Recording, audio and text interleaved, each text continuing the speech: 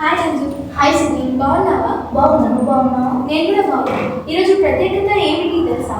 ఏంటి? ఈరోజు తెలుగు భాష దినోత్సవం. తెలుగు భాష దినోత్సవం ఎందుకు జరుపుకుంటారు? ఎందుకంటే ఈరోజు గిడుగు వెంకట రామమూర్తి గారి వాళ్ళ పుట్టినరోజు. ఆయన గురించి తెలుసా? నాకు తెలుసు. నేను ఇప్పుడు గిడుగు వెంకట రామమూర్తి గారి గురించి చెప్పబోతున్నాను. గిడుగు వెంకట రామమూర్తి తెలుగు వాడుక భాష ఉద్యమ పితామహుడు. ఈయన ఆగస్టు 1863 శ్రీకాకుళంలో జన్మించారు. ఈయన జయంతి సందర్భంగా తెలుగు భాష దినోత్సవం జరుపుకుంటాము.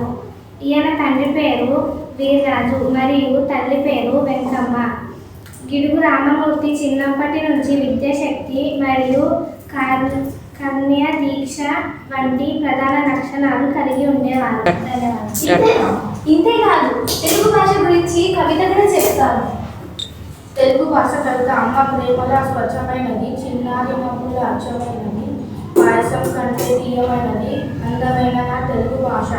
అమ్మ చేతిలో గోడు ముద్ద తెలుగు, రుచి వెలుగుల పాల ముద్ద తెలుగు.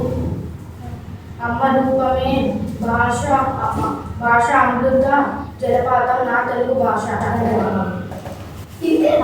ఇంతేకాదు తెలుగు భాష గొప్పతనం గురించి కూడా చెప్తాను. తెలుగు భాషకు సుమారు 4000 సంవత్సరాల చరిత్ర ఉందని ఆధారాలు ఉన్నాయి.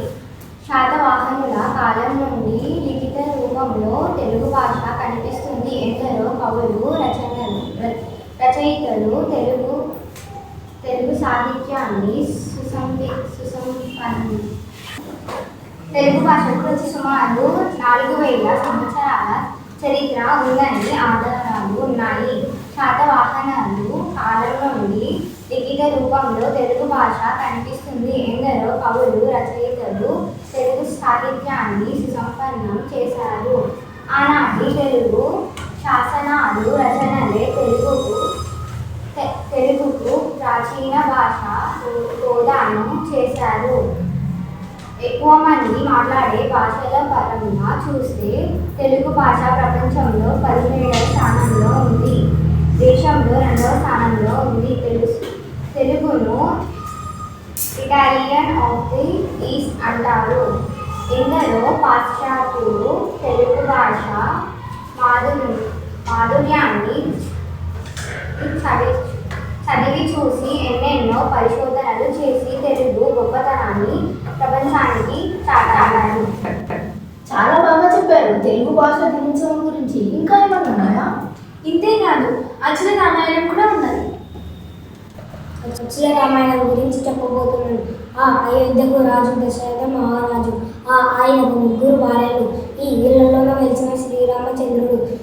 ఈయనకు 3 తమ్ముళ్ళు. ఉత్తమ ఇల్లాలు సీతాదేవి. ఊర్మిళ లక్ష్మణుడి భార్య. వశిష్ఠ విశ్వామిత్రుడు. ఎన్నడు రాముడి తండ్రి మాట జగదాటలేడు. 14 ఏళ్ళు వనవాసం చేశాడు. ఐకమత్యంతో వానర మైత్రి చేశాడు. ఒక్క బాణంతో వాలిని చంపాడు. ఓపికతో శబరి ఉల్లి పళ్ళు తిన్నాడు. ఔదార్యంతో అహల్యకు శాప విమోచనం చేశాడు. అందరితో కలిసి వారధి నిర్మించాడు. అంటూ రావణుని సంహరించాడు. అబ్బా, ఎంత బాగా చెప్పాడు అచల రామాయణం గురించి. అంతేకాదు చివరిగా మా తెలుగు భాష గురించి పాట కూడా ఉన్నది. తెలుగు భాష తీయదనం, తెలుగు జాతి గొప్పదనం, తెలుసుకున్న వారికి తెలుగే ఒక మూలధనం. తల్లిదండ్రి నేర్పినట్టి మాతృభాషరా, తెలుగు మరిచిపోతే వాళ్ళని నువ్వు మరిచినట్టురా, ఇది మరువబోకురా. తెలుగు జాతి తీయదనం, తెలుగు భాష గొప్పదనం, తెలుసుకున్న వారికి తెలుగే ఒక మూలధనం. తల్లిదండ్రి నేర్పినట్టి మాతృభాషరా, ఉగ్గుపాల భాష పలికేందుకు సిగ్గుపడకురా, వెనక్కి తగ్గబోకురా. తెలుగు భాష తీయదనం, తెలుగు జాతి గొప్పదనం, తెలుసుకున్న వారికి తెలుగే ఒక మూలధనం.